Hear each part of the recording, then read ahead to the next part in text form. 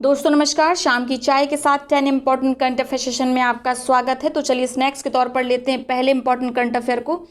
हाल ही में भारत के किस संस्थान को फूड सिस्टम विजन अवार्ड 2050 के लिए विश्व के टॉप 10 विजनरी में चुना गया है? तो अभी हाल में नंदी फाउंडेशन को फूड सिस्टम विजन अवार्ड 2050 के लिए विश्व के सर्वश्रेष्ठ 10 दूरदर्शी में चुना गया है। नंदी फाउंडेशन आंध्र प्रदेश में स्थित एक एनजीओ है और इसे यह अवार्ड अराकूनॉमिक्स मॉडल की सफलता के लिए दिया गया है। अराकूनॉमिक्स मॉडल क्या है? अराकू एक स्थान है आंध्र प्रदेश में। यहाँ के जो आदिवासी किसान हैं उनके साथ नंदी फाउंडेशन ने काम किया, उन्हें ट्रेन किया विश्व स्तरीय कॉफ़ी के उत्पादन के लिए। ठीक है, नंदी फाउंडेशन को $2 लाख की सहायता राशि भी पुरस्कार राशि प्रदान की गई है। इसके साथ ही याद रखिएगा फूड सिस्टम विजन प्राइज से FSSAI food safety and standard authority of India को भी सम्मानित किया गया है। इसका एक मूवमेंट था ईट राइट चैलेंज, इसी की सफलता के लिए FSSAI को सम्मानित किया गया है। यदि हम बात करें FSSAI की तो इसकी स्थापना food safety and standard act 2006 के तहत की गई थी। फूड सिस्टम विजन प्राइज किसके द्वारा प्रदान किए गए हैं? रॉकफेलर फाउंडेशन के द्वारा। चलते अगले करंट अफेयर की तरफ। हाल ही में किस राज्य केंद्र शासित राज्य ने इलेक्ट्रिक वाहन नीति लॉन्च की? तो अभी हाल में दिल्ली राज्य सरकार ने इलेक्ट्रिक वाहन नीति लॉन्च की है। ये क्या है इलेक्ट्रिक व्हीकल पॉलिसी?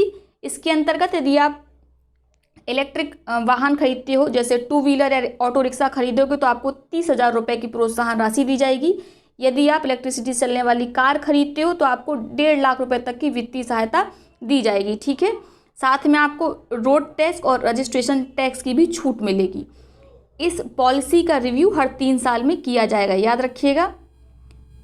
हाल ही में रक्षा मंत्रालय ने कितने रक्षा उपकरणों के आयात पर वर्षवार प्रतिबंध लगाने की घोषणा की है? तो अभी हाल में रक्षा मंत्रालय ने 101 रक्षा उपकरणों के आयात पर वर्षवार प्रतिबंध लगाने की घोषणा की है। वर्षवार प्रतिबंध का मतलब है कि हम इसे धीरे धीरे कुछ इक्विपमेंट्स का इंपोर्ट बंद कर देंगे और 2020 से ये इंपोर्ट पर प्रतिबंध लगना शुरू होगा। 2024 तक हम इन सभी 101 उपकरणों का आयात करना बंद कर देंगे।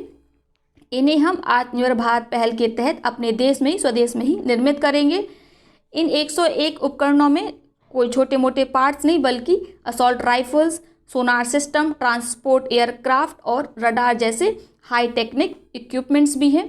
चलते अगले करंट अफेयर की तरफ। हाल ही में किस देश के सर्वोच्च नेता और धर्मगुरु आयतुल्लाह अली खामेनेई ने हाल ही में हिंदी में अपना ट्विटर हैंडल लॉन्च किया है? तो अभी हाल में ईरान के सर्वोच्च नेता धर्मगुरु आयतुल्लाह अली खामेनेई ने हिंदी में अपना ट्विटर हैंडल लॉन्च किया है। इसके पहले भी ये फ्रेंच, स्पेनिश, अंग्रेजी और भी भाषाओं में अपने ट्विटर हैंडल लॉन्च कर चुके हैं। लेकिन इनके इस कदम को काफ़ी शक की दृष्टि से देखा जा रहा है, क्योंकि ये आप जानते हैं ईरान शिया बाहुल्य देश है और ये भारत के शिया मुसलमानों को टारगेट कर सकते हैं इसके द्वारा। इन्होंने हाल ही में दिल्ली में हुए दंगे को लेकर भारत की आलोचना की थी। ठीक है, आपको बता दें कि भारत विश्व में तीसरे नंबर का सबसे ज़्यादा आबादी वाला शिया बाहुल देश है।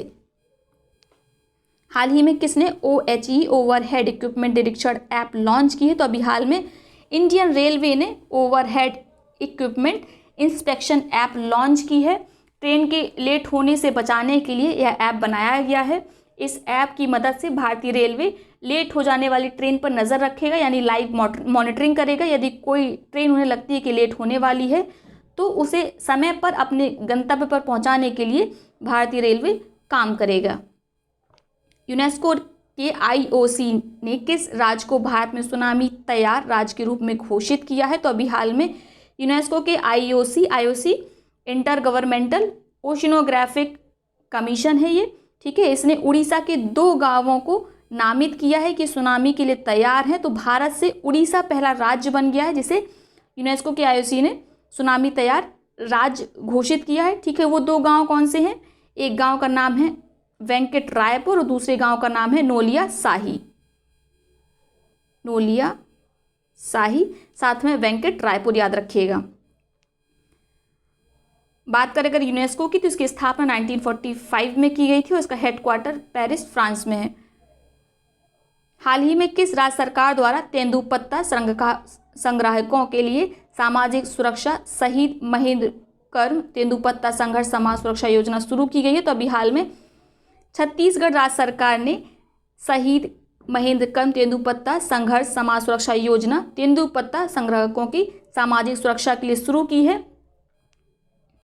इस योजना से लगभग 12.5 लाख परिवारों का, आदिवासियों का भला होगा। ठीक है, तेंदुपत्ता आप समझते होंगे, बीड़ी बनाने के लिए प्रयोग आती है। बीड़ी मतलब सिगरेट होती है जिसको तेंदुपत्ते से रैप किया जाता है। बीड़ी आप जानते होंगे। वैसे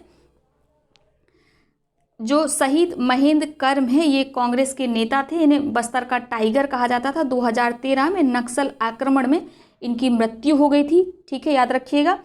इस सामाजिक सुरक्षा योजना के तहत यदि किसी तेंदुपत्ता संग्राहक की मुखिया की परिवार के तेंदुपत्ता संग्राहक परिवार के मुखिया की मृत्यु हो जाती है तो 2 लाख रुपए सहायता राशि मिलेगी, और यदि किसी दुर्घटना में मृत्यु हो जाती है तो 2 लाख रुपए अतिरिक्त मिलेंगे। साथ में अगर विकलांग हो जाते हैं तो लगभग 1 लाख रुपए दिया जाएगा। ठीक है, विश्व आदिवासी दिवस किस दिन मनाया जाता है? तो 9 अगस्त को विश्व आदिवासी दिवस मनाया जाता है।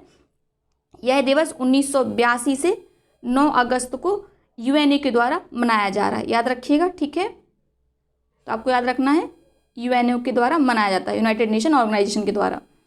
हाल ही में आईआईएससी बेंगलुरु से किस कंपनी ने बेंगलुरु में रोबोटिक्स लैब की स्थापना हेतु साझेदारी की? तो अभी हाल में नोकिया ने आईआईएससी बेंगलुरु से बेंगलुरु में रोबोटिक्स लैब की स्थापना की घोषणा की है। उसके साथ ही पार्टनरशिप भी किया है। ठीक है, नोकिया इस सेंटर का नाम क्या रखेगा? Centre of excellence robotics. इस सेंटर में communication technique, 5G, artificial intelligence पर रिसर्च की जाएगी। ठीक है, चलते अगले करंट अफेयर की तरफ। हाल ही में आयोजित स्मार्ट इंडिया हैकेथन 2020 किसने जीता है? तो अभी हाल में डायट पुणे ने स्मार्ट इंडिया हैकेथन 2020 जीता है। डायट आप समझते होंगे, defence institute of advance technology. ठीक है, बात करें स्मार्ट इंडिया हैकेथन की तो यह 1 से 3 अगस्त के बीच में Noida institute of engineering and technology में मानव संसाधन मंत्रालय और अखिल भारतीय तकनीकी शिक्षा परिषद द्वारा आयोजित किया गया था। ठीक है, ये दुनिया का सबसे बड़ा वेबिनार ऑनलाइन हैकेथन था। याद रखिएगा। हाल ही में प्रधानमंत्री नरेंद्र मोदी ने स्वच्छ भारत मिशन पर कौन से इंटरैक्टिव अनुभव केंद्र को शुरू किया है? तो प्रधानमंत्री नरेंद्र मोदी ने स्वच्छ भारत मिशन पर राष्ट्रीय स्वच्छता केंद्र नामक इंटरैक्टिव अनुभव केंद्र की शुरुआत की है। इस तरह के केंद्र के शुरू करने की घोषणा 2017 में चंपारण सत्याग्रह की जब 100वीं वर्षगांठ थी उसी अवसर पर प्रधानमंत्री नरेंद्र मोदी ने इसकी घोषणा कर दी थी और अब इसका उद्घाटन कर दिया है। याद रखिएगा। ठीक है, तो चलिए ये यहाँ से करंट अफेयर्स। अब ले लेते हैं पहले सवाल को। किस समूह को पर्यावरण स्थिरता के लिए फिक्की CSR पुरस्कार सम्मानित किया गया? आपको बताना है। जितना भी आप इस प्रश्न के बारे में जानते हैं, फिक्की के बारे में, CSR के बारे में, और इस पुरस्कार से किसको सम्मानित किया गया है उसके बारे में आप कमेंट बॉक्स में कमेंट करेंगे। जो भी सबसे पहले आंसर देगा उसका नाम हम अगले दिन के वीडियो में कॉल आउट करेंगे। चलते हैं अगले करंट अफेयर की तरफ। ये पिछले महीने का करंट अफेयर है। हाल ही में चर्चा में रहा पराक्वेत क्या है? आपको बताना है पराक्वेत क्या है। ये शाकनाशी के रूप में प्रयोग किया जाने वाला एक विषाक्त रसायन है, या कोविड-19 का कारगर इलाज प्रक्रिया है, या एक वायरस है, या लंबी दूरी की मिसाइल प्रणाली है। पराक्वेत काफ़ी चर्चा में रहा, आप आराम से बता पाएंगे। तो चलिए पिछले सवाल जो मैंने पूछे थे उसके उत्तर दे देती हूँ, साथ में बताऊंगी सबसे पहले आंसर किसने दिया था। आयरलैंड के किस पूर्व राजनीतिक और नोबेल पुरस्कार विजेता का हाल ही में निधन हो गया है? तो अभी हाल में जॉन ह्यूम का निधन हो गया है। इन्हें शांति के क्षेत्र में नोबेल प्राइज सम्मानित किया गया था। उत्तरी आयरलैंड में उस समय पे प्रोटेस्ट चल रहे थे। ठीक है, और जो भी विद्रोही थे उनको उन्होंने शांत कराया था। इससे उत्तरी आयरलैंड में शांति बरकरार हो गई थी, जिसके बाद इन्हें नोबेल पीस प्राइज से सम्मानित किया गया था। इनका हाल ही में निधन हो गया है। इसका आंसर सबसे पहले संदीप वर्मा जी ने दिया था। चलते हैं अगले करंट अफेयर की तरफ। हाल ही में चर्चा में रहा जूस जैकिंग किससे संबंधित है? तो ये संबंधित है डेटा हैकिंग से। इसके बारे में आपको समझा देते हैं थोड़ा सा। देखिए, जो भी पब्लिक चार्जिंग पोर्ट होते हैं वहाँ पे चार्ज नहीं करना चाहिए। कारण क्या है? वहाँ पे जो केबल्स लगी होती हैं, देखिए उसी से आप चार्जिंग करते हो और वही यूज़ होती है डेटा ट्रांसफ़र के लिए। तो इन केबल्स में कोई सॉफ्टवेयर या कुछ भी ऐसे अपलोड कर दिया जाता है जो आपके फ़ोन में आपके डेटा को चुरा लेता है, या नहीं होता है तो इसके द्वारा किसी एप्लीकेशन को दूर बैठा व्यक्ति आपके मोबाइल में इंस्टॉल कर देता है, जिसके बाद आपका सारा फ़ोन का डेटा उसके लैपटॉप में या कंप्यूटर में आ जाता है, आपका फ़ोन ड्रेन हो जाता है। तो इस तरह से अवेयर रहना चाहिए। हमें जो भी पब्लिक चार्जिंग पोर्ट है वहाँ पे चार्ज नहीं करना चाहिए। साथ में अपनी जो USB केबल है उसको भी दूसरों को नहीं साझा करना चाहिए, ठीक है, याद रखिएगा। इसका सबसे पहले आंसर सुधीर कटियार जी ने दिया था। सुधीर कटियार जी काफ़ी अच्छे आंसर करते हैं।